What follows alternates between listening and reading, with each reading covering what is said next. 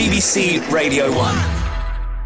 Miley Cyrus. Yeah. Mark Ronson. Hey. We're feeling very festive, are we not? It's a week away till Christmas, and you are here to do what you do best, which is sing and play musical instruments, which we like. Thank you for having us. It's good to see you again. Well, it's good to see you again, because look, there's so much to discuss. A lot has happened since we last saw each other. Miley, last time I saw you, I was in your incredible home. Yeah. In Malibu. It was a home full of love, full of colour, and unfortunately, it is no more. Like, how are you feeling since all that? I'm happy to see you. I'm happy that you got to experience, it's such a magical place. That's why I wrote the song about it, how much freedom is there, and how it just really, I think especially being outside of the city and just being able to take that fresh breath of air, and now not having that, because it actually a lot of our community has just, even the people that didn't lose their houses, just started being able to go back to Malibu because the air has been so bad from all the smoke and all the fires up north. And so everyone's now, I think, the people that still have their homes are getting back into Malibu and doing everything they can to restore it. And the people like us that lost their homes, they're just, I think all of us have a really kind of, it's an experience that I can't really explain, because it's something that, all of us, I think, experience loss of life, and we lose people that we love, and we lose relationships, but not many people go through this experience. And so I think just the bond that it's created between me and my community, and really getting to feel active in that, and getting to feel more like a neighbor with the people that live next door to me, because we're all going through something really similar. And I was saying earlier to Mark, sometimes it's hard to find people that can relate to us because we live such a different life. For sure. And now having this community that I relate to more than ever, I actually feel like I've grown a lot personally. So it's been kind of a blessing in disguise in a way. Well, thank you anyway for and thank you for coming. Bringing us into your home. You made us feel very welcome. And Mark, welcome back to your home, your second home, the UK. Yes, the weather's studio not that is great. almost like my second home. We've been here a lot of times now. Yeah, definitely. I'm more comfortable in studios anyway. How does it feel to be back in the UK? Because I know you're living in sunny LA now. Have you missed the rain and the cold? I'm not a big fan of the sunshine. I miss the rain a lot. So it's nice to be back here, and to be back here, new record, and it's fun. Yeah. Well, yeah, you two are having a wonderful time together. It seems like you found a sort of platonic Johnny and June in each other. Yeah, that's cool. That's the vibe I'm getting. But I don't know what Johnny and June is, but I'm like, yeah. Johnny Cash and June Carter. Oh, of course. Thank you. Come on. You're good, yeah. But you know what I mean. It seems like you two have found this lovely kinship, especially in this record. How did it first come together? Well, I think, Mark has this long story that he's made up about how I never texted him back, but it's not It's real. called It The is. Truth. It's not.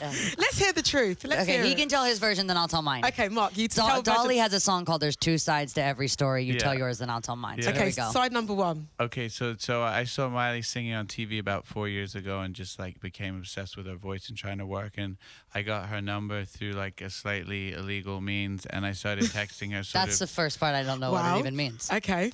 I think you were CC'd or something on something that I wasn't We saw each other on the Raya app on Tinder. and It's a good app. Yeah, and I guess the thing is that I kind of said, hey, if you ever want to work, and maybe she would write back every couple of weeks, and I was like, I'm not going to stalk this person, but I still kind of kept going. And then 4 years later, I had this idea for the chorus of the song "Nothing Breaks Like a Heart," and I sent it to her as a sort of Hail Mary, and she wrote back right away and was like, yeah, I'm down to do it. So it was the exact perfect time. If we'd got together any earlier, it wouldn't have been this song, it would have been something else, and it probably wouldn't have been this special. So I'm very grateful for the fact that how it worked out.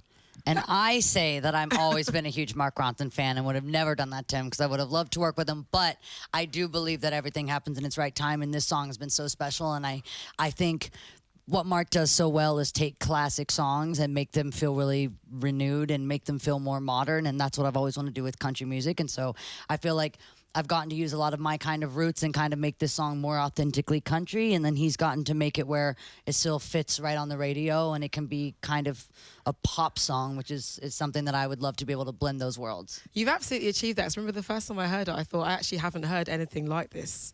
Yeah, and before. I've always, I feel this way about genres and genders and everything, where it feels like I just never want to conform or be known as one thing. And I think this gave me a lot of freedom, not only for this record, but for my next record, of kind of setting myself up of what the next album will sound like, and knowing how people kind of how do they relate to this style of music, and I think people do. So absolutely. And look, the sentiment of the song I think can be taken in so many ways, because it doesn't seem like it's just about, you know, romantic heartbreak, especially with the video. Yeah. Like, do you want to talk about that? Because yeah, I think I think it's important for pop music to be politically charged because we have one of the biggest platforms and the most, I think, impressionable ears watching us and eyes watching. And we just, everything that we say and do gets so much attention. And so what are you going to do with that attention? What are you going to do with that platform? And I think to make this song stand out, this isn't just about a relationship, even though it can be if that's how you really. I've had so many of my friends that have been going through different relationship things. They connect to it in one way. People that feel really discouraged politically, they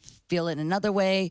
And I think just being able to, you know, kind of talk about what's breaking our hearts really as like a society and as a whole. And I think that is, you know, loss of lives, judgment, criticism, and hypocrisy. And we were just able to put all those references into the video while also, I think, keeping it, again, fun and entertaining for people. And people have really found all those kind of hidden gems, which has been cool. Yeah, for sure. I mean, you can see it in the video. You can hear it as well. There's a little fire. Yeah. There's a ferocity in how your vocal was produced. I mean, checking out videos on your Instagram, Miley being a one-take wonder. Yeah, she is. I mean, how was that just in those initial days in the studio, like laying the song down? I actually remember like when she first went in, because it was really the first time we met when she came to the studio and we worked at Shangri-La, which is Rick Rubin's studio, which actually is happens in to be in Malibu. Malibu as well. So we were just talking for like 3 hours and then she kind of was like, oh, should I maybe go in and actually sing this song? Like, that's why I'm here, right? And she went in and it was just like the first time she sung the chorus.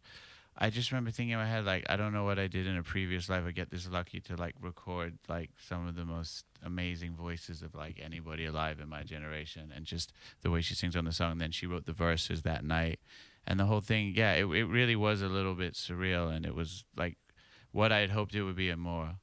And I had to ask, how's the practice coming along with that guitar part? Because I know you're documenting your struggle. Oh, I mean, my hands are falling off, but it's worth it. Basically, Tommy Brennick is this incredible guitar player who's played on every record I've worked on since Amy Back to Black, and he did all the Charles Bradley. And he when we write these songs, he comes up with the best guitar parts ever, and I end up looking like this G because I end up going out and getting to play them for like a year and looking like I did it. But I have to shout out Tommy Brennick. But I spent half of my time like trying to learn his parts so I can be here. I reckon you're gonna get it. Okay. We're gonna be all good.